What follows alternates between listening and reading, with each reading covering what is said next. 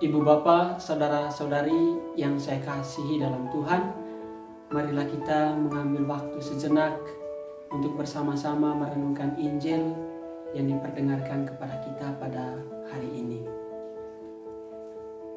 Dalam nama Bapa dan Putra dan Roh Kudus, amin. Tuhan beserta kita sekarang dan selama-lamanya. Inilah Injil Yesus Kristus menurut Lukas. Dimuliakanlah Tuhan. Lukas bab 13 ayat 18 sampai dengan ayat 21. Maka kata Yesus, seumpama apakah hal kerajaan Allah, dan dengan apakah aku akan mengumpamakannya? Ia seumpama biji sesawi yang diambil dan ditaburkan orang di kebunnya. Biji itu tumbuh dan menjadi pohon, dan burung-burung di udara bersarang pada cabang-cabangnya.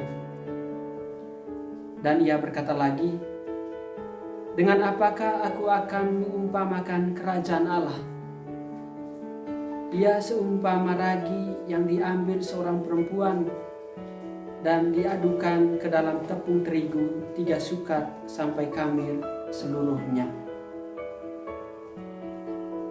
Demikianlah Injil Tuhan. Terpujilah Kristus. Ibu bapa, saudara-saudari yang saya kasihi dalam Tuhan, dalam Injil yang barusan kita dengar, dengan sangat jelas Yesus mengetengahkan soal kerajaan Allah. Ada 2 hal yang perlu kita renungkan dari sabda Yesus yang barusan kita dengar. Yang pertama, melalui perbandingan kerajaan Allah dengan biji sesawi, Yesus hendak mengatakan bahwa meskipun nilai-nilai kerajaan Allah itu di mata dunia itu kecil, tetapi sesungguhnya memiliki daya yang luar biasa bagi kehidupan kita.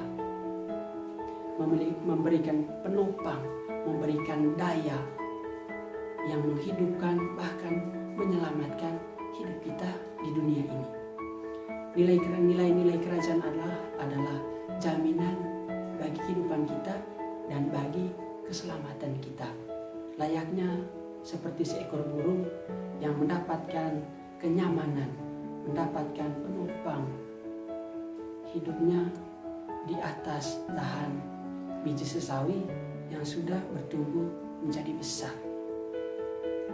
Dan yang kedua yang mau disampaikan dari Injil yang barusan kita dengar, bahwa melalui perbandingan ragi yang mengkhamiri seluruh tepung, Yesus hendak mau mengajak kita supaya kita pun seperti ragi yang mau seluruh diri kita untuk dikhamiri oleh nilai-nilai kerajaan Allah.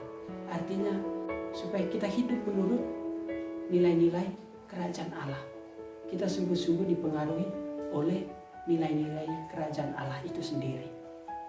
Bapak Ibu saudara-saudari sekalian, mengenai hal ini kita kembali kepada identitas kita sebagai seorang yang telah dibaptis. Kalau kita sudah dibaptis, berarti kita menjadi anak-anak Allah dan sekaligus ahli waris kerajaan Allah. Untuk itu, kita sesungguhnya memiliki tugas pokok, yakni mewartakan dan menghidupi nilai-nilai kerajaan Allah itu.